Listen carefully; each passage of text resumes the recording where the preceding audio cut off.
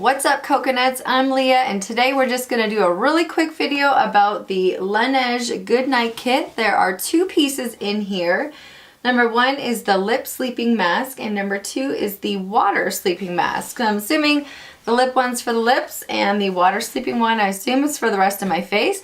I've never used this before, so I'm just going to be washing my face here in a couple of minutes and slapping this on and heading to bed. But I just wanted to chat about this really quickly. I picked this up on Sephora. I think it was only $13 Canadian, so it was really reasonable.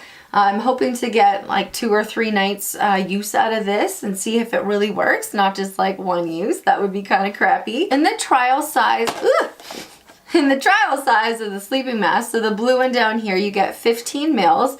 In the full size, you get 70 mils, and it's $33. So it's way bigger than this one, and it's actually not that expensive. Like $33, that's probably something that's gonna last you 6 months or longer.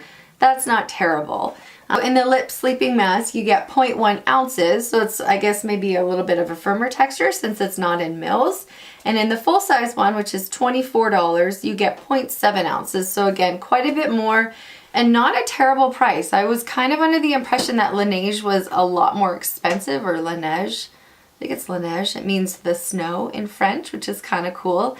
Anyway, I was kind of under the impression that it was like a little bit more expensive. So when I saw this little kit for $13, I was like, heck yeah, I'm gonna try that. So we'll see if it's something that I really like. I might be able to pick up the full size because again, $57 for both of those products versus $13.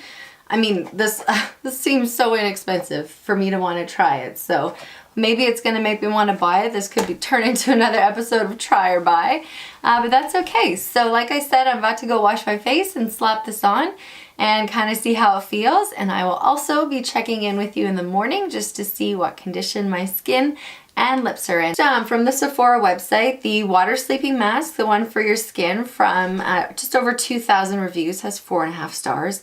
And the lip sleeping mask also has 4.5 stars from over 4,000 reviews. So I'm thinking this probably is good. I mean, I shouldn't say that. That's not totally true. People love the Hourglass foundation and there's like tons of stars on it and tons of reviews on it. And I don't really like it. I'm wearing it today as like my last trial for my try and buy. It's definitely not going to make me buy it. It is not the right consistency or texture for my skin. It just doesn't work for me. So anyway, that was a total aside. I'm just trying to get to the point that really good reviews on Sephora doesn't always mean that it's going to work for you or your skin. So again, a whole other reason to go ahead and buy the tiny size, buy the $13 kit or $10 or whatever it might be in the States, instead of, you know, spending almost $60 on the 2 full-size products. So anyway, I will be right back with the clean face. So for the sleeping mask, it says, apply evenly across face, leave treatment overnight and rinse off in the morning. Use once or twice a week. So I'm just gonna put this on my face. It's all clean and prepped and ready to go.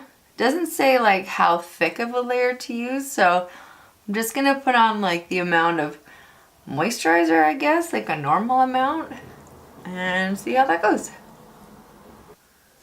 It feels very nice. It's a really nice gel. It's like pretty cooling feeling. And it doesn't say to avoid the eye area, but I'm gonna avoid the eye area.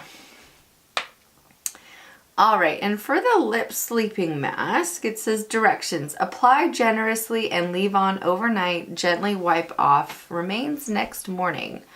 So that'll be interesting to see what's left over in the morning, but here it goes. It's just kind of like a balm. It's pretty firm, but fairly emollient.